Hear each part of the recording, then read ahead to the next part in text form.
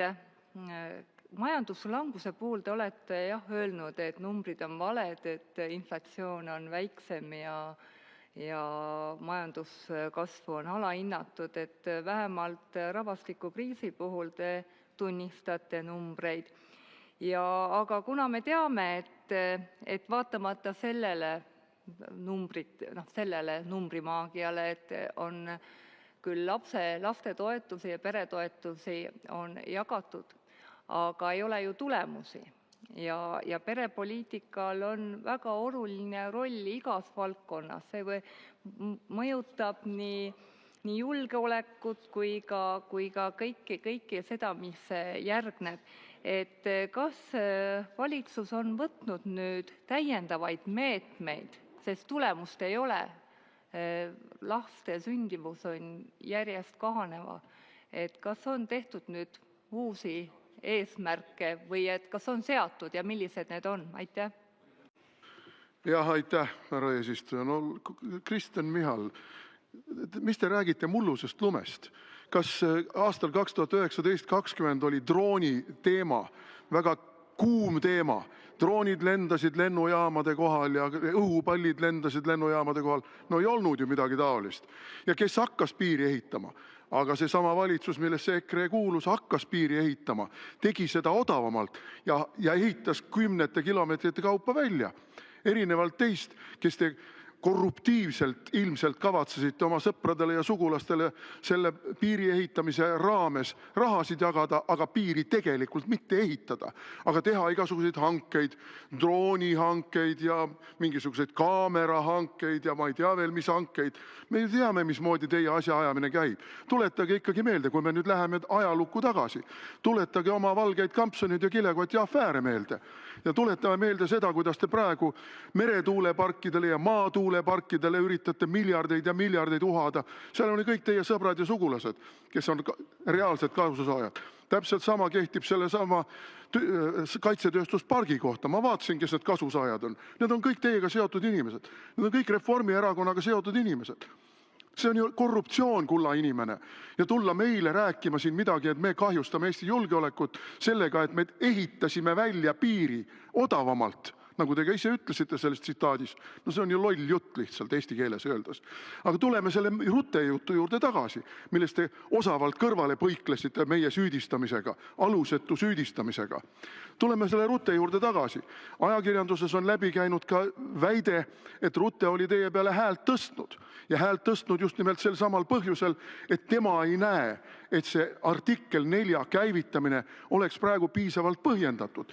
Ja kui mina vaatan seda asja, et 30 aastat on Vene lennukid seal Vaindlo juures meie õhuruumist läbi lennanud ja ei ole sõda tulnud, ei ole pommitatud, ei ole keegi surma saanud, siis ka mina ütleksin Rutte moodi.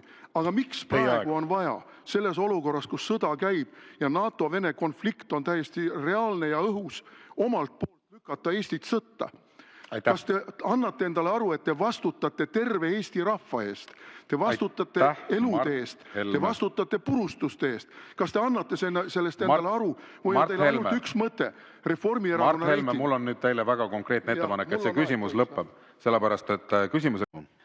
Jaa, no ei ole mõtet heietada siin seda, mis oli 2019 aastal, kui ei olnud meil mingeid sõdasid ja selle vaidluse me oleme maha pidanud ja selle te kaotasite.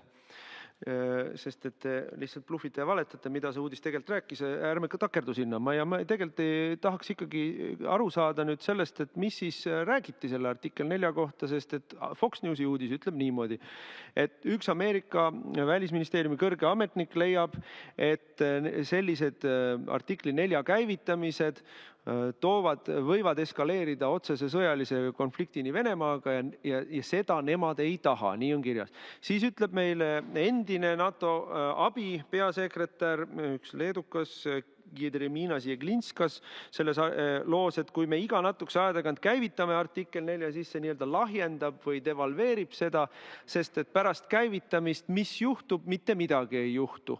siia ütleb ka seda, et me kõik teame, et praegu ei ole NATO-l võimekust tegelikult midagi päriselt ette võtta. Et need on nagu väga tõsised asjad, millele minu meelest Eesti avalikkusel on vaja teada saada, et mis siis selle vestluse sisu oli. Kas oli vestluse sisu, et jah, toetame Eestit, aga tegelikult palun ärge käivitage meil artikkel 4 praegu, sest et meil ei ole võimekust midagi teha pärast seda. Ja siis on meie bluff paljastatud. Või oli teie vestluse sisu see, et kuulge, ärge käivitage seda, sest NATO ei ole huvitatud sõjast Venemaaga selle jaoks, et Reformierakonna populaarsust upitada? Ja aitäh. No me kõik teame, et Reformierakonna siis ütleme enesekuvandis on terve hulk müüte. Üks müüt on see, et te teate midagi majandusest või maksundusest või suudate kuidagi eelarvet joonel hoida. No selle te olete ribadeks lasknud ikka uljalt. Teine müüt on see, et te olete kuidagi eestimeelne, selle te olete ka uljalt ribadeks lasknud oma immigratsioonipoliitikaga ja mis teil siis järgi on jäänud? Järgi on jäänud kindlamini kaitstud Eesti müüt. Et kuidagi kindlates kätes ja investeerite palju raha riigikaitsesse ja teie teate, kuidas Eestit kaitsta. Ja ka see müüt on raginal vastu taevast lennanud, küll siin ütleme siis niimoodi, et Riigikontrolli hävitava hinnanguga sellele, kuidas Kaitseministeerium talle antud raha tegelikult kasutab ja jätkates sellega, kuidas te ei ole võimelised ehitama ei droonimüüri ega ka mingisuguseid normaalseid kraave kuhugile piirile. Nüüd tuli eelmisel nädalal tuli Fox News vahendas meile lugu, seda oli ka Eesti väljaannetest näha, kuidas teil oli kohtumine, NATO kohtumine, kus teil oli siis mõttevahetused ja sõnadevahetused Ruttega, peasekretär Ruttega, kes oli noominud, ja ma üldiselt ausalt öeldes arvan, et meil ei ole vaja sekkuda sellesse, mis see toon oli, aga ma loodan, et te selle sisu siis kinnitate, et teil oli eriarvamus selles osas, kui kergekäeliselt või mitte kergekäeliselt peaks käivitama artikkel 4 ehk konsultatsioone, kui mõni riik tunneb, et ta on ohustatud. Ja Rutte sõnum oli, et Eesti on liiga kergekäeliselt seda artikkel 4 käivitanud. Nüüd mina teen siit kaks võimalikku järeldust, need ei pruugi üksteist välistavad olla, aga minu jaoks on siit selge see, et NATO peasekretärile Ruttele ei meeldi see, kuidas Reformierakond kütab sõjahüsteeriat, et oma põhja vajunud mainet ja põhja läinud protsenti kuidagi upitada.